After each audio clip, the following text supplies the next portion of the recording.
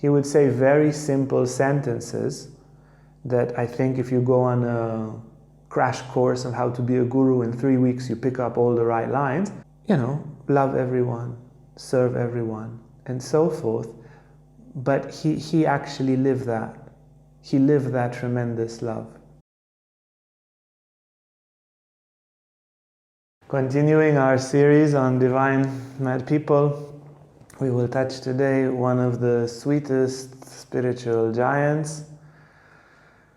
You know this from some of these Walt Disney movies. There's these sweet giants. This is a sweet spiritual giant.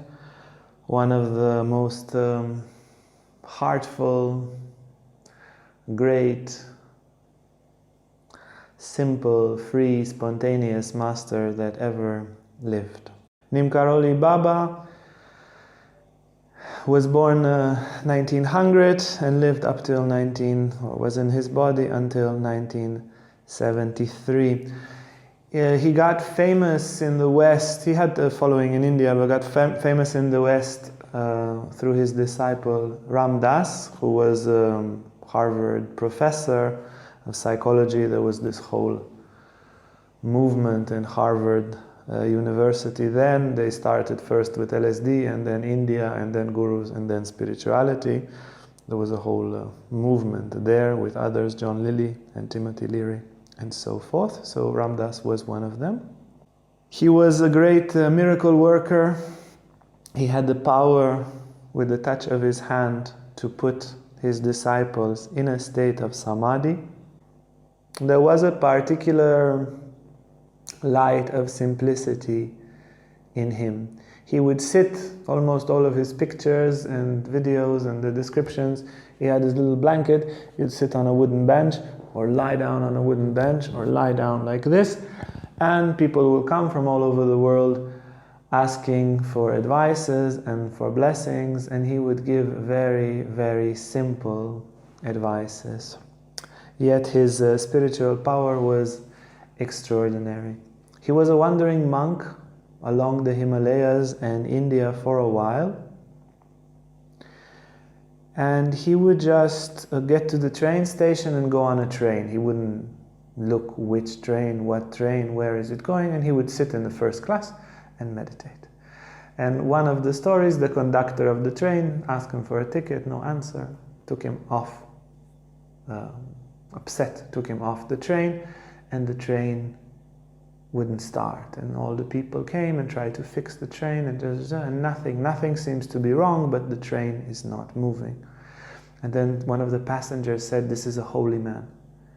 You took him off the train, obviously the train is not going." So they spoke among them, and India being India, I guess if it was in Sweden or Germany, they wouldn't put some Indian man who doesn't speak back on the train to see if the train will go.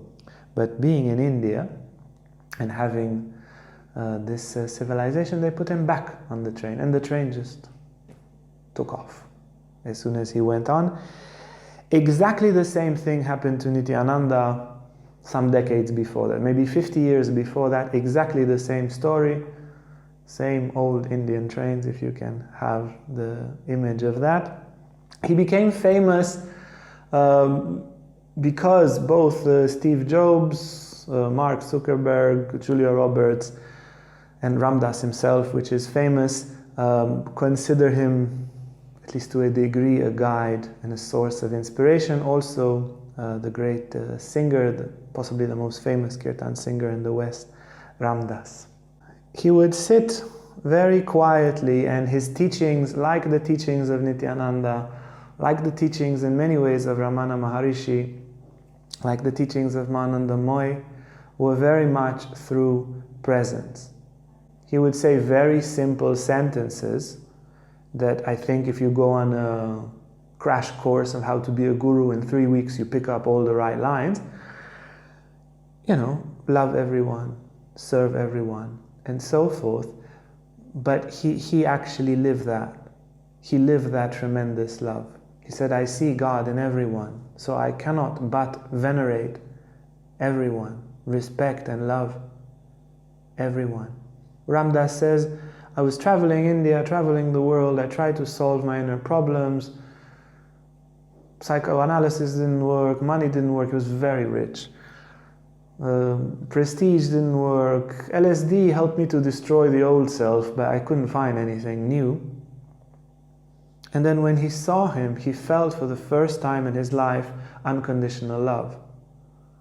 And for 6 months he just basked in that love. He was just melting in this incredible love, love, and again love through and through. He said, not my wife, not my family, not my parents, nobody loved me like that. That was just an immense outpouring of love. So he stayed there, absorbed it, went to the West, returned with 33 disciples, and couldn't find Neem Karoli Baba. Neem Karoli Baba went to the Himalayas. So he took it was not much internet at that time. Yeah, this is the 70s, 60s, 70s. So they rent a bus and they start traveling, going from one temple to another. They're in India, they don't go home. And then they are about to go to one city, and then somebody says, oh, there's a little temple, a little bit of a detour, but can we not go to this Hanuman temple? Come on, let's go there. And people were like, we already have a plan, what's with this? Eventually it's okay, we make a little detour, we go to that little Hanuman temple. They get to the little Hanuman temple, and there somewhere, just walking through, they see Neem Karoli Baba walking through. And Ramdas is like, hey, Guruji, Maharaji, as he would call him. And Neem Karoli Baba tells him, come with me. They arrive at a house, and the people there were cooking for 33 people. So from the morning, this guy, I know he's a saint, he told me to cook for 33 people. So I cooked for 33 people. So he was waiting all along for the arrival of his new disciples that he didn't even know, and they had to do, as you understand, that detour. In another moment, he was shaving.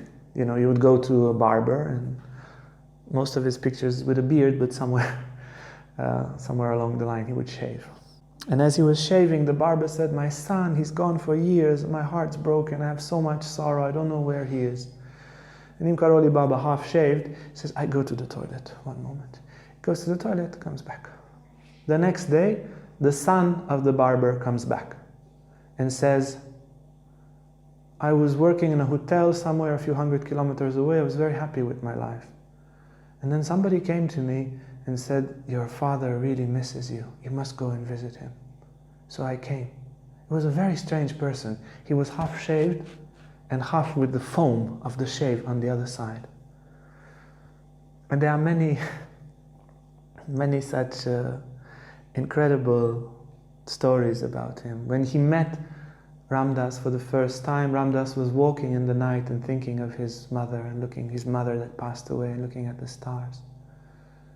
And he looked at Ramdas first time and he says, I'm so sorry that your mother died, and I felt that you were sad while you were walking looking at the stars. Ramdas didn't tell anyone this, but still it was there in the Guru's heart. Two neighbors that had a fight came to Neem Karoli Baba, and they said, look, my neighbor, he tried to poison me. He gave me rat poison. Look, from this bag of rat poison, he tried to put it in my food. And Neem Karoli Baba said, give me the poison. And he took the whole bag of poison and ate all of it. I didn't tell them anything. You can imagine there was no more conflict between them. It was just gone. Yeah, and it is an analogy. You can see in the Indian tradition, Shiva Akshobhya drinking the hala hala. If you've ever been in the Bangkok airport, there's a huge statue where Shiva drinks all the poison, the same like Christ, drinking the poison of humanity and giving back love. Somebody came to him and says, Neem Karoli, how should I meditate? And Neem Karoli says, wow, what's with these questions? Go in the back with all these cuckoo foreigners that you are a part of. Go in the back. What's this question? What are you talking about? Get. And then as he was walking, he told them, just meditate like Christ. And then they were all very puzzled. And they said, Guruji, what do you mean, meditate like Christ? And Neem Karoli Baba looked. He closed his eyes, and they say when he became still, the whole world became still. It was like time stopped. And there was this sacred silence everywhere. He sat for a few minutes and tears were rolling down his cheeks. And he opened his eyes and he says, Jesus Christ lost himself in love. He never died. People don't understand. He became everything and everyone. Meditate like Christ. Ram Dass said, I'll give him LSD. Let's see what happens. So he came, he had all sorts of pills. He says, this is more like this is more like that, this is more like this. And Neem Karoli says, okay, this one what? And this one what? And this one? And ate all of them. Nothing happened, zero. Not the rat poison, not this, nothing. He had such a different state of consciousness, he had no idea, for example, if he ate or not. When the great Swami Rama came to visit him, he trusted Swami Rama. And he said, Swami Rama, when people offer me food, you tell me if I've eaten or not, because I eat once a day. And he would eat, and then after 5 minutes he would say, I'm hungry, I'm hungry, I'm hungry. And Swami Rama would say, but you ate today, Baba. Then I'm not hungry, I'm not hungry. And then one day, Swami Rama said, okay, let me try how many times you can eat. And every time, people would offer, if you are in India and you are a guru, people will offer you food. So one day, he was offered food 40 times. And he had 40 meals. And every time he would ask, Swami Rama, have I eaten? He says, no. Oh, okay, then I eat. He ate 40 times and he was completely fine. I don't know if you can imagine. It's a very particular state of consciousness. It is very similar to many of the old Mahasiddhas and to Bhagwan Nityananda and others. There's a certain degree of spiritual enlightenment in which the body itself transforms fundamentally through this awakening of Kundalini. He would often go from one room to another, close the door, and for a few days not come out. And nobody, no toilet, no shower, no food. And people would come to see him and wait. And people would live in the ashram, and then he says, you, get out of my ashram. And that's that. And one time a person came, he just arrived in the ashram, like a few minutes, and Neem Karoli Baba says, get out, you've been here enough, get out, go back the same road that you came. And this person goes on the motorbike. It was a bit scary, Neem Karoli, when he was serious. And the guy runs on his motorbike, he feels very angry, he says, I drove all this way to come here, goes on the motorbike, and as he goes on the motorbike, on the way he sees an accident. And he stops to help the accident, and it's his own son. And he's quick enough, he takes his son to the hospital, and in the hospital they told him, if your son was there for 10 more minutes, he'll be dead. And just because you passed here exactly on the right moment, you basically saved his life, and the son recovered. So was his state of apparent madness, completely out of the box of social behavior, but totally integrated. And he told Ram Dass, he told him, speak the truth and love everyone. And Ram Dass was, I'm me. Like, he basically told him, be a teacher. And he's like, me, I'm a bit, I'm not so fit. And he held him very close. He said, speak the truth and love everyone. And Ram Dass said, okay. Okay. Very similar, again, to the way Nityananda would give initiations.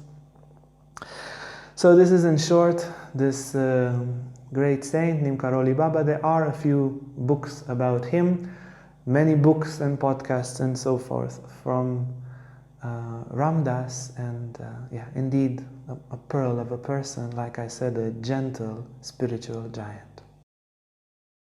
Hey guys, if you like this video, make sure to like and subscribe to our YouTube channel for more content on spirituality, Tantra and more. And if you want to sign up for our online classes or for our retreats, you can see our website on the description below.